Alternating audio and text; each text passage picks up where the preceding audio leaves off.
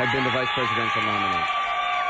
Well, if you look at the polls, it's clear that many of Hillary Clinton's supporters are backing Barack Obama because they want substance over style. Anderson, let's cut through the chase. She gave a great speech because it was written by the same people who gave us the policies of the last 8 years. She talked to the base, she rallied the base, but what did she tell that single mom back at home worried about losing her job? She's the only person in the household with a job and that can take care of her family. She didn't really talk to them. She didn't own up to the last 8 years. What she did tonight, of course, the bar was so low, the media expectations, she cleared the bar. But in 29 days, we had the first vice presidential debate. How will she perform that evening when the American people will expect her to know a little bit more about the economy, about job creation, and how we get our economy roaring again?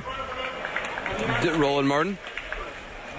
Yeah, Anderson, first of all, she gave a solid speech. Look, same thing I said about last week about Senator Barack Obama to John McCain, game on. Same thing, she basically threw down the gauntlet tonight. Now, all this talk about whether or not Joe Biden is going to be able to dance around the whole issue and going after her, you know what? Forget all of that. I expect the Democrats to go hard after her, hard after John McCain. When you listen to something, you talk about the mocking and those kind of things like that. But not only that, my parents are watching, Reginald and Imelda Martin in Houston, Texas. And let me tell you something. They were community organizers. And this audience here, she mocked community organizers, and this audience laughed at them. Don't be surprised if Obama and Biden says, you know what? It's community organizers for keeping people from losing their homes in subprime crisis. It's community organizers for keeping people from having their lights turned on. It's community organizers for the ones trying to save your job. They're going to say the GOP does not give a flip about community organizers. It means they don't care about you. Watch them come out and hit them hard on that and say, you want to talk about small-town values? Don't you dare criticize the people who fight for community people who have community issues expected to come down tomorrow. Carl Bernstein, where does the race go from here? How has it changed tonight? Well, I think we've seen reinforcing the idea that the Republican right is running this election. Before she got on stage tonight, Sarah Palin was already the embodiment of what this party wanted her to be. And she got up there and she delivered it, and she showed she's going to be a great cultural warrior, which is something very different than a qualified vice president. She might be a great Republican Secretary of the Interior, drill, drill, drill. But ask the question, and I think the Democrats will ask this, suppose something were to happen to John McCain between now and the election.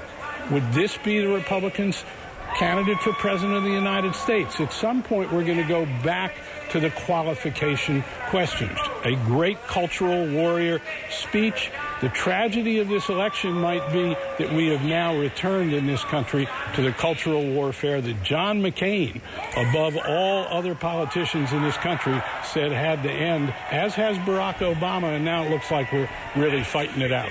On behalf of the great state of Minnesota, it's a part of it, language matters in what we do, and I don't necessarily disagree with the point of what Carl was saying, but we do speak a different language when we talk about this party, and I think that's why we're often criticized. To say the right is running the Republican campaign, if that means these people are the right, then Carl's exactly right. But we didn't say during the Democratic convention, the teachers' unions and the SEIU and the AFL-CIO, are they running the Obama campaign? All those delegates down on the floor, many of them were members of the left. I will also say I didn't hear people talking about who was the speechwriter for any of the Democrats' speeches. Right. It seems we're only highlighting who the speechwriter is for her speech. And there was something a little different here, to take exception with Carl. This wasn't just conservatism we saw tonight. This is that red America that John has on his map over there. That's the little guy America, not big town America. That's bottom-up America. What we saw tonight was a more organic conservatism.